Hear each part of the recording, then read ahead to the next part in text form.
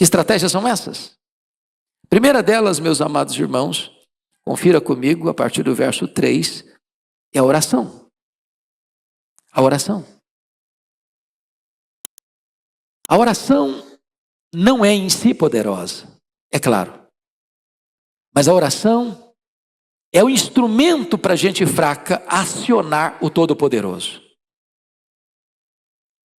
A oração leva você a conectar sua fraqueza com a onipotência de Deus. A oração une o altar da oração ao trono que governa o universo. Então diz a Bíblia que Josafá começa a orar, a buscar o Senhor. E a pergunta é, quando é que você deve orar? Você deve orar quando o inimigo ataca você. E ele ataca você todo dia? Em todo lugar?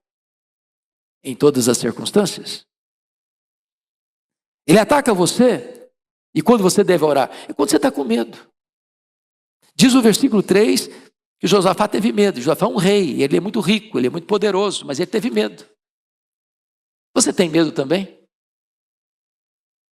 Tem hora que você tem medo também?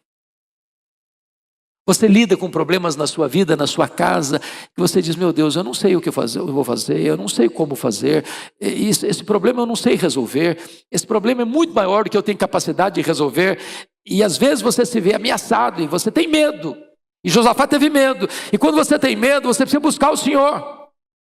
Agora notem, o medo não o afastou de Deus, o medo o empurrou para Deus. Terceiro, quando você deve orar?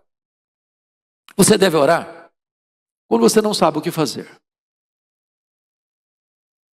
Porque às vezes quando a gente sabe o que fazer, a gente toma as medidas na nossa mão. Nós sabemos, nós fazemos, nós somos capacitados, nós estamos equipados, eu sei o que eu vou fazer. E às vezes nós achamos que nós temos nas mãos todas as ferramentas necessárias. Este homem não tem ferramentas, não tem elemento humano, não tem poder, não tem estratégia, ele está completamente à mercê da circunstância adversa, e nessa hora ele ora. Ele ora.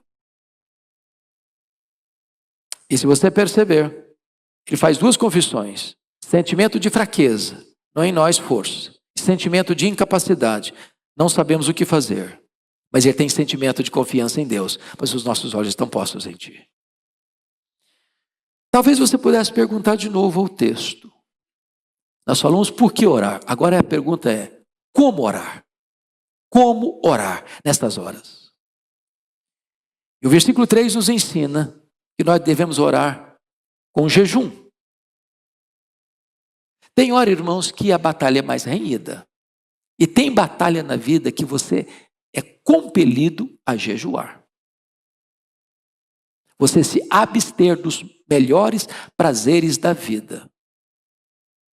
Para você se recolher e declarar para Deus, Deus, ou o Senhor age, ou eu pereço. Ou o Senhor se manifesta, ou eu vou sucumbir. Ou o Senhor manifesta o teu poder, ou não tem escapatória. Esta é uma disciplina cristã que tem sido esquecida na nossa geração. Mas há nós na nossa vida que não vão ser desatados, a não ser que nós oremos e jejuemos.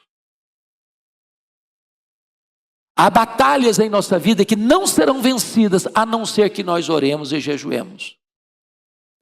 Quando os discípulos de Jesus estavam fracassados diante de uma multidão, impotentes para resolver um problema de um pai aflito, eles disseram, mas por que nós não podemos? E Jesus diz, essa casta só sai com oração e jejum. Tem hora que é necessário jejuar. Mas como orar? Nós devemos orar também em conjunto. Olha o versículo 4 comigo. Judá congregou para pedir socorro ao Senhor.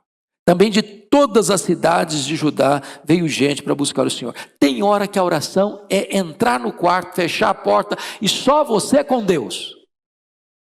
Mas tem hora que a oração precisa ser uma oração coletiva, da Assembleia dos Santos, de uma convocação da igreja, para toda a igreja orar.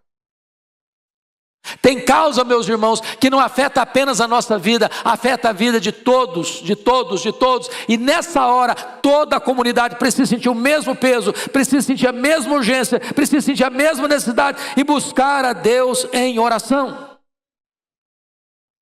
Mas como nós devemos orar ainda? O texto nos ensina. Se você ler o verso 5 até o verso 11, o rei Josafá está orando.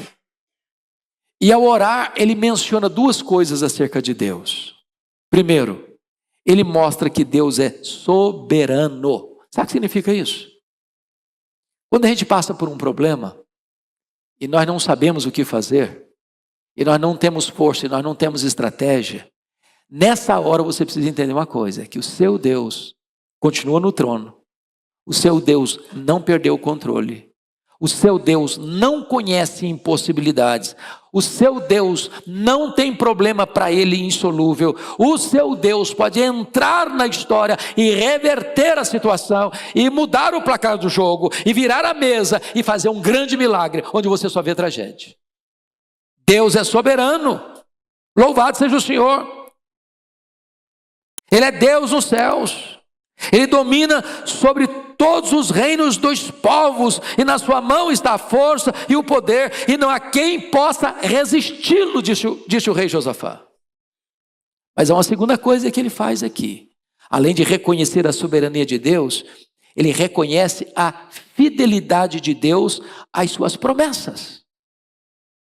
Orar vitoriosamente é lembrar a Deus o que Deus prometeu a você. Sabe por quê? Porque Deus é avalista da sua palavra.